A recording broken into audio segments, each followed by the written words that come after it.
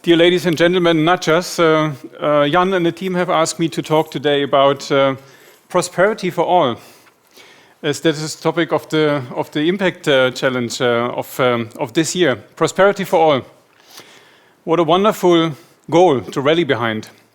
At the same time, also, we all know that a goal without a plan is just a dream, right? So where do we actually stand today? Well, let's have a look. Looking forward, if we talk about prosperity for all, we will be 10 billion people around 2050. 10 billion people. We're already 7 billion and a little bit today. So if we talk about prosperity for all, I would want to remind us, this is not just the happy few that are able to participate in the Nudge Global Impact Challenge. It's also about all people living on Earth today. It's about the generations to come. It's actually really about all species and all children of all species to come when we talk about prosperity for all.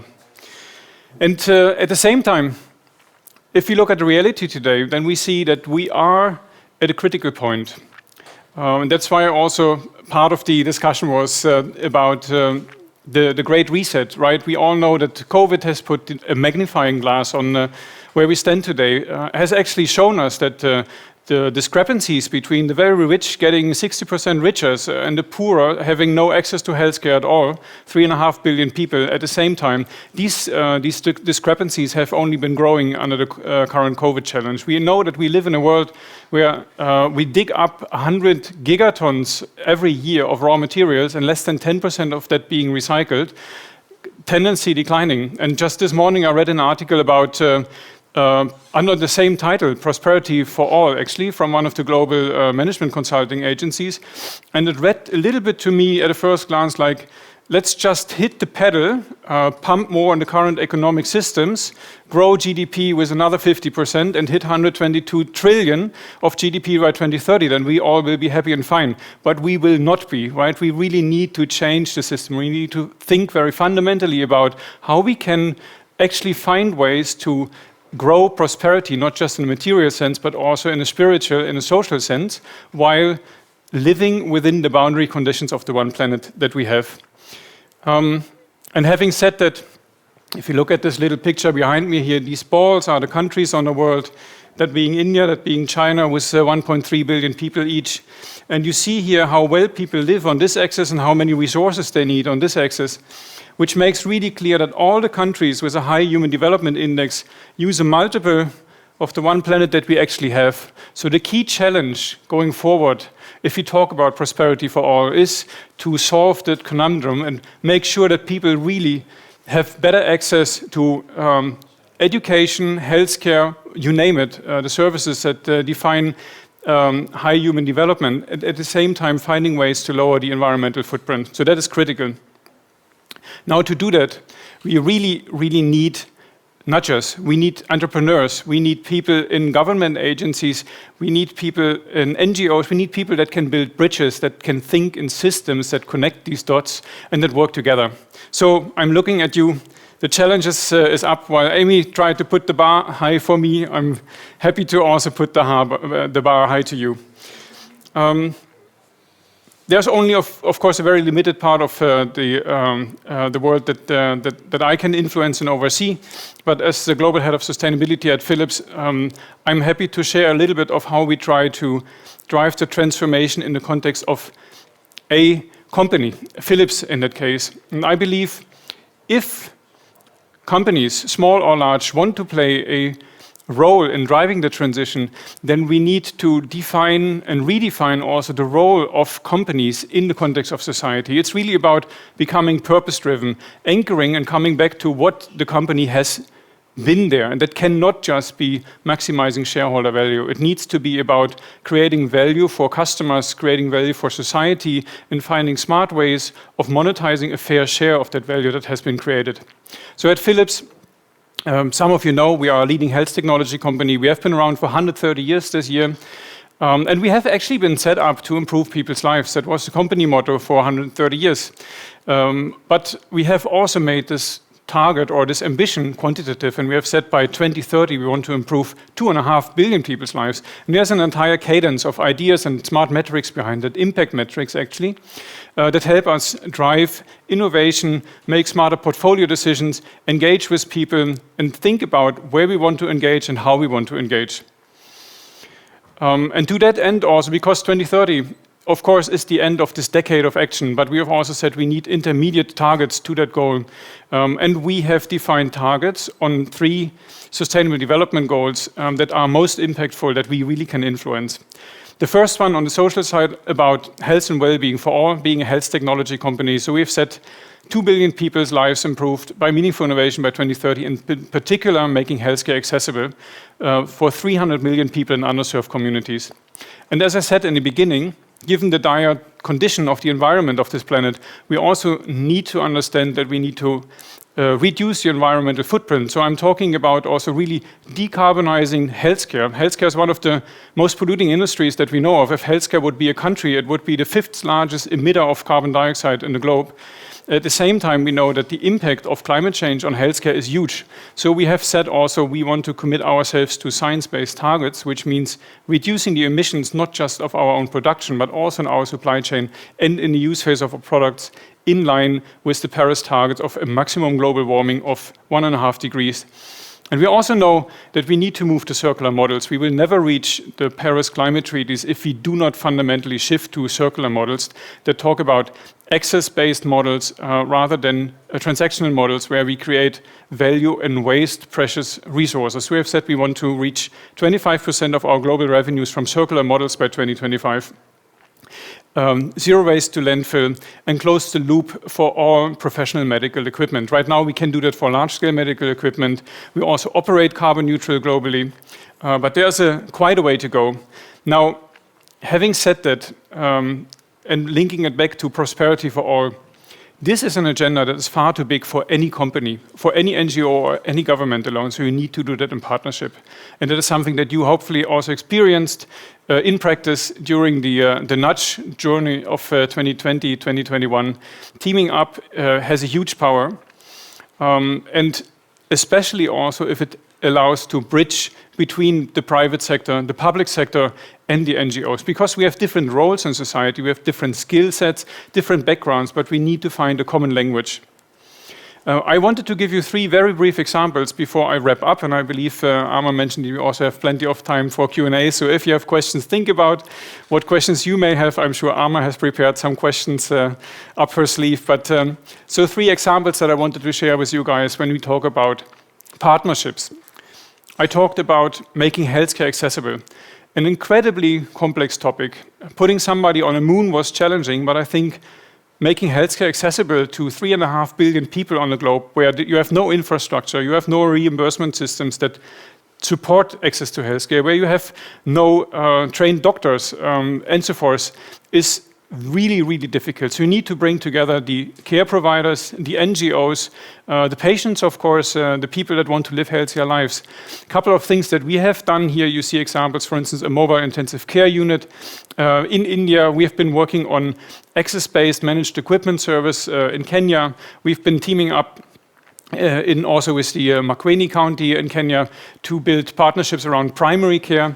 So there are things that no single company can do on their own, but that do work in partnerships. So really thinking about these ecosystems, addressing all the factors and not just one of them is one of the key things. Same goes actually for circular economy.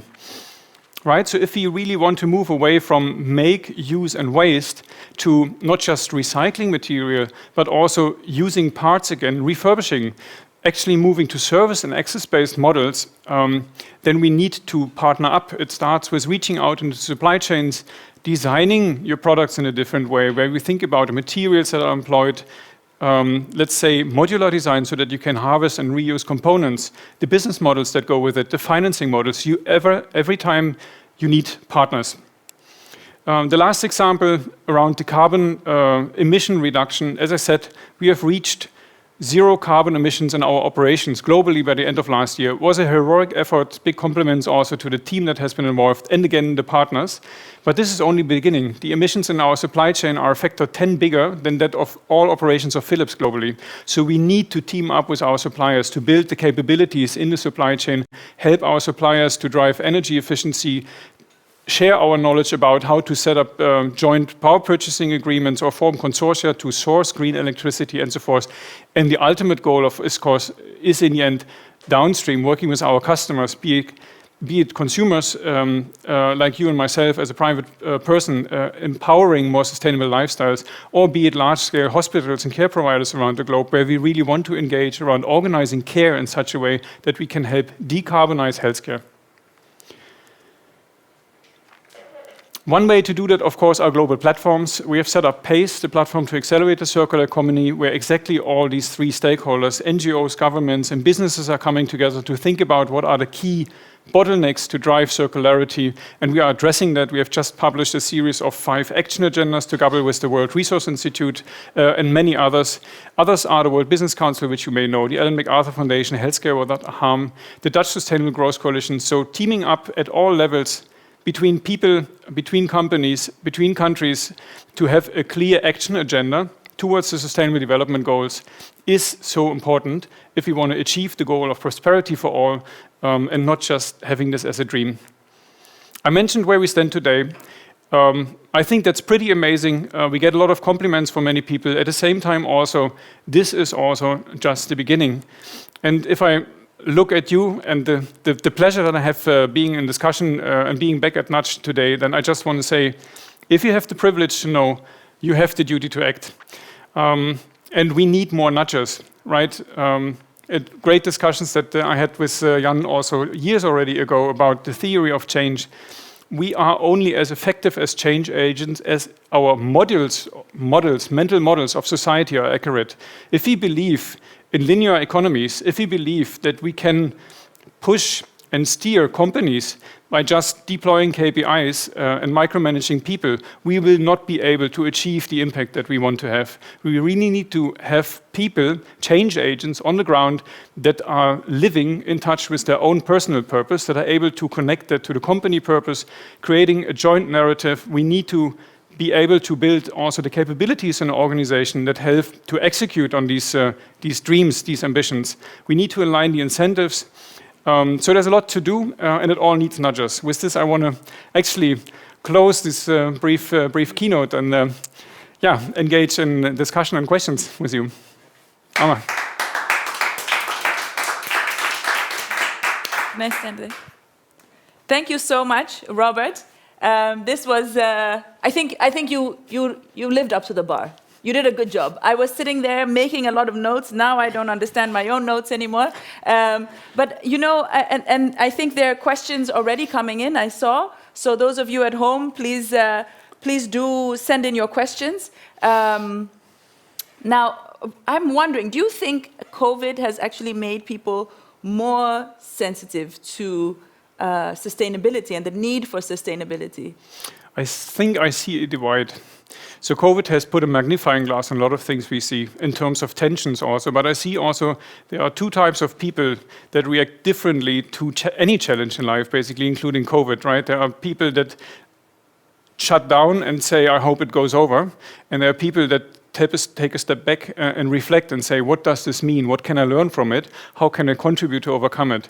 I'm sure that the nudgers are square in the second box of that, yeah. But if you are in such a mindset, then I think the COVID challenge was a fantastic opportunity to think about the inequalities, the challenges, but also like an earthquake, right? We know how earthquakes work. Basically, you have tension building up between tectonic plates, yeah. And suddenly they are released. I think the COVID crisis was such a release that really shows where the tensions are shaking up society.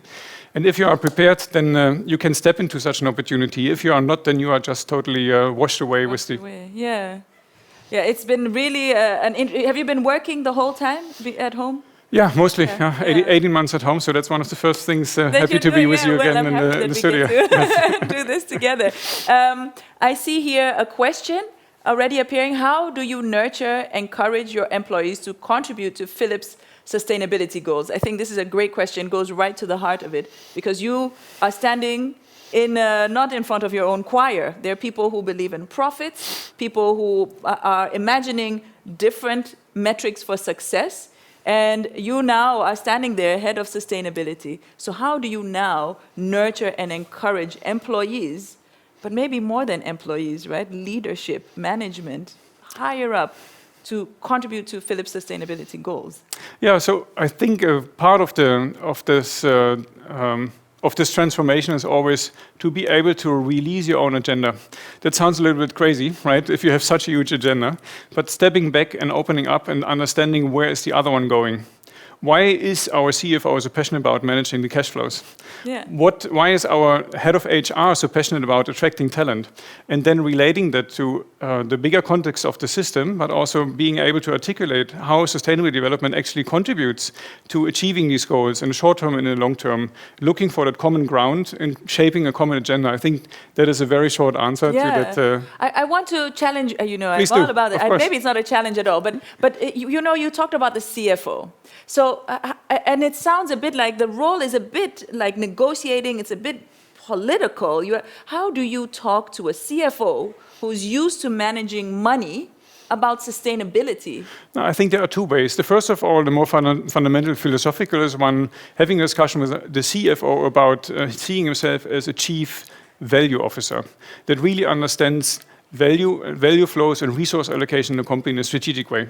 I think that is a totally redefinition of the classical role of the CFO. Yeah. The second one, of course, and smaller and more confined, is talking about the key value drivers along a P&L. That's the language the classical CFO would speak. And then you can say, okay, here's how sustainability contributes to top line. Yeah. Here's how it contributes to intangible assets. Here it contributes to cost savings, including productivity, engagement. Here, how it is contributing to how you engage with your shareholders also. Shareholders are extremely interested in understanding your risk profile. There is a task force for climate-related risk disclosure. There are many shareholders knocking on the door and actually saying, can we please invest in more sustainable companies? Because actually we have the mandate to manage assets, but in a more sustainable way. So there are many different ways of engaging also with a CFO. It's really connecting with what they do, with their work, finding the common ground, as you said, exactly. and relating what they say to what your agenda is. So really, it's a peace negotiations, but then not necessarily peace. I think somebody said always you have to pick up people where they are. If they're standing on a bus stop, then you have to get to the bus stop, right? So speaking the same language is a very first important thing. Yeah. And then you can go on a journey from there. Yeah. But first of all, I think you need to release your agenda and go there, humble, open, with awareness and compassion, and listen. Yeah, beautiful. Awareness and compassion. I see here another question. What do you think about disposable medical devices? For you, what are the key opportunities to start looking at this as a service instead of as a product? Yeah, wonderful question. We just had the Service Design Challenge last week in Barcelona, where the winning team actually was a team from India that was designing a new service around treating and collecting and avoiding avoidable disposables like syringes and so forth. I think a part of the problem with disposables is that they have been designed with a mindset of an infinite resource pool around it, right? So patient safety first, but we don't care about the environment. Now that we understand increasingly the enormous environmental impact of healthcare, we need to find ways to change that. Part of that is, of course, making, for instance, cables that you can sterilize rather than throw them away, or designing process flows in a different way. But another important part is really not just to stare you blindly at the specific product, but really look end-to-end over the patient journey and say, okay, if we can keep somebody healthy, you may not need the intervention that needs disposable products. So I would urge everybody that's dealing with that complex problems to also zoom out and really look at the end-to-end journey and then focus on the things that make a difference. Yeah. It's complicated, it's new, but it's brand hot and it's necessary. Yeah, but also in your keynote, you said something that I thought was a very fascinating dilemma that stood out to me. So this idea of the environmental impact of healthcare, that if we would measure the environmental impact of healthcare, it's like the 5th most polluting country. Yep. And at the same time, the environmental impact on our health. So it's a very interesting dilemma that you. It's paradoxical. Yeah. I fully agree. And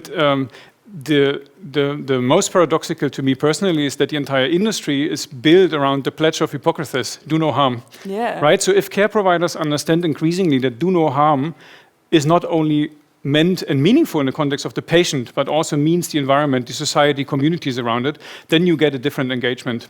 The World Health Organization actually has said the Paris Climate Treaty is the most important healthcare treaty of the 21st century because of this interrelation. Yeah. So there's a lot that needs to be done. Very interesting. Interesting way of putting healthcare central in our sustainability discussion, actually. I agree. That these things are on the same tangent. And we know that people often more relate to their personal health than to the health of the planet. So if you can connect these two, you can also build bridges to engage from a personal self-interest to also an interest in communities and the planet. Yeah. Super interesting. I don't want to hog the line. I know people want to ask their questions. So here's another question. What is your typical day at as the global head of sustainability at Philips? It is actually quite amazing. Mostly inspiring, sometimes really tiring. I try to block some time in the morning to have time to reflect. I try to negotiate with my assistant also to have at least one morning in a week where I can go for a longer run. Yeah. The other one I do in the weekend. But then I have a lot of meetings throughout the day, and they range from one-on-one interaction with people, for instance, on coaching, or performance reviews with my management team building sessions. I really love breakout sessions where we go deep in one of the topics, like access to health or circular economy. I do a couple of speeches every week, trying to engage some other people and engage in discussions. And so there's plenty of stuff going on. But I think for me, important it is personally to have a consistency between the things that I do myself, that we do in a team and in the family, that we do in the organization, and how we position Philips in the broader context of the organization. That creates a red thread throughout the day.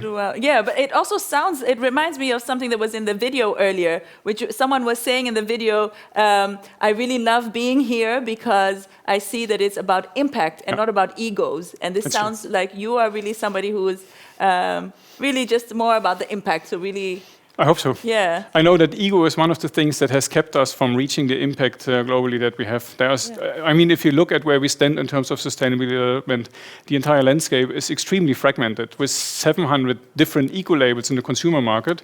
And a lot of that stuff is driven by egos at the company levels, at the organizational levels, fighting for the same subsidies, but also on a personal level. So I think the further we can put away egos, the easier it is to connect and focus on the big goals ahead. Goals ahead, yeah. That's really wonderful to really get rid of yourself and your issues and focus on the goals, because there's really too much at stake. I see here there's another question. What is the role of digitalization in achieving Philips' sustainability goals? For example, the ambition for circular products and services. I suspect this might be from your own team. I think so. Yeah.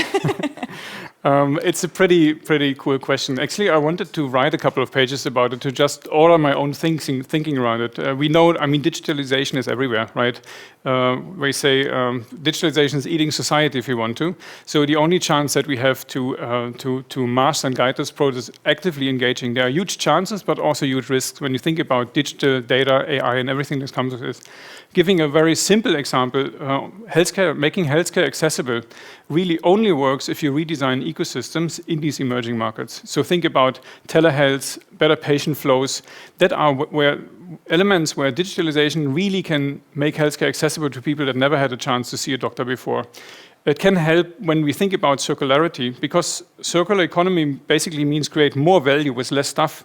So everything that you can digitalize, you don't need stuff for it. So it's a great first step before you start designing better stuff. Get rid of the stuff, do it digital.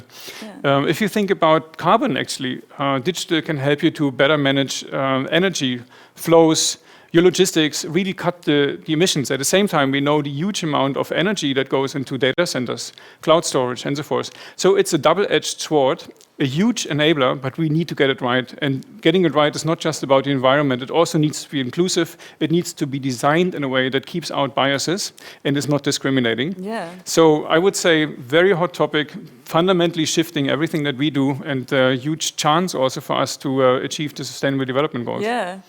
It's like everything you mention has to be redesigned. That's ultimately what this whole sustainability challenge is about. And it reminds me of a quote, and unfortunately I can't remember who said it. I think it was an author who said something about you can't make a world you can't imagine.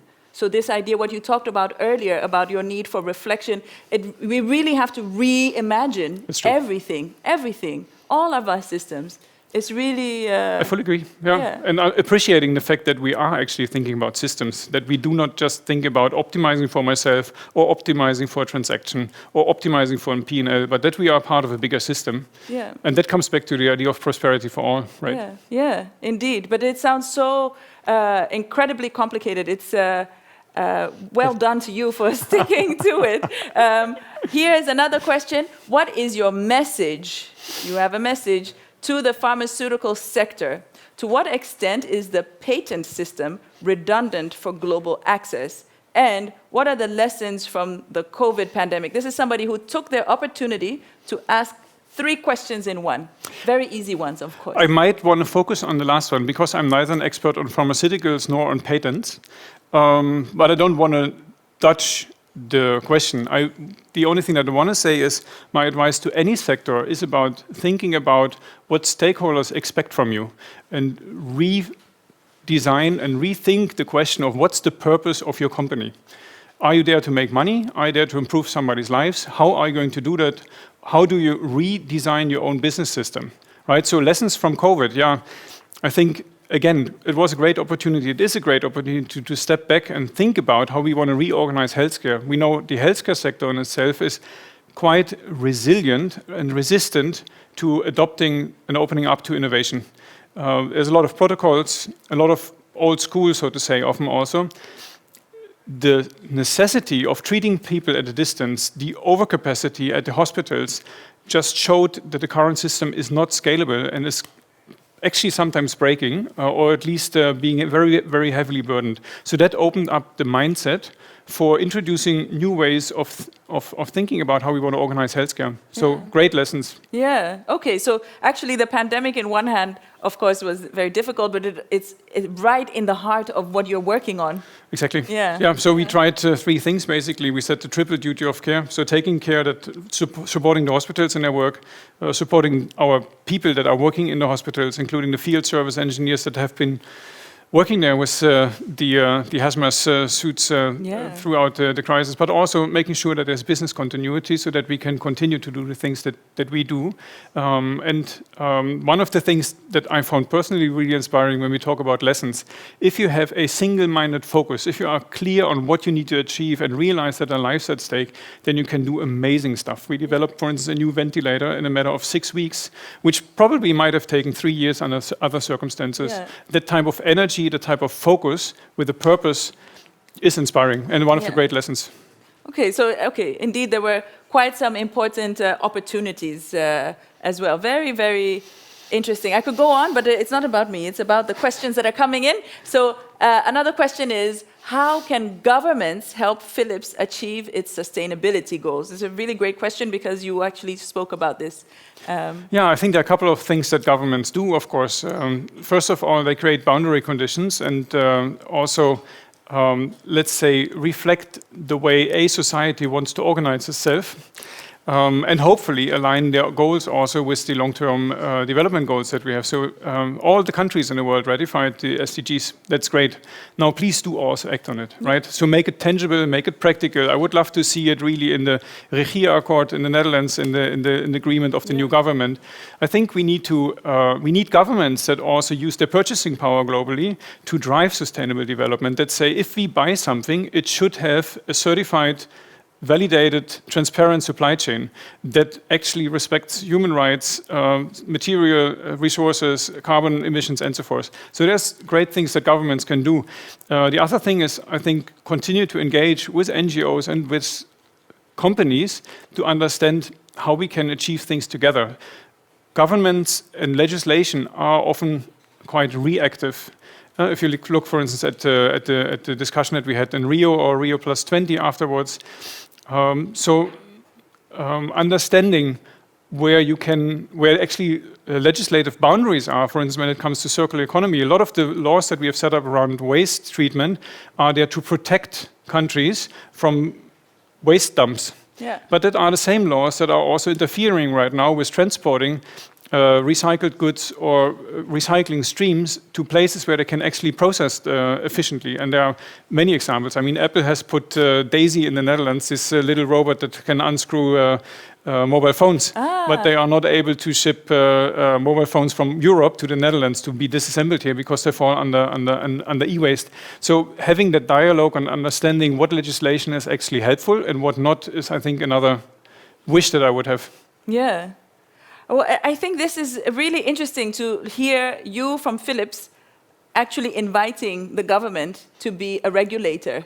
Yes, we don't we don't always hear this, so this is really special. I hope those of you at home also realize how special this is, and I love that you are really calling all of us to come together around this single but very complex challenge of sustainability. And I can't help but constantly think about all sorts of childhood things and related to circularity. So earlier I was suddenly remembering a childhood song about making new friends. So make new friends, but keep the old. One is silver, but the other gold. A circle is round, it has no end. That's how long I want to be your friend. And it's a very cute children's song, but it's of course has a huge circularity in it of like continuing to come together, but also just keeping the circle round. So using materials, making them reusable, and also people. Treating materials also as friends, right? Yeah, exactly. So it's really incredibly inspiring. You will have to write down the lyrics. No worries. I've sang this so many times.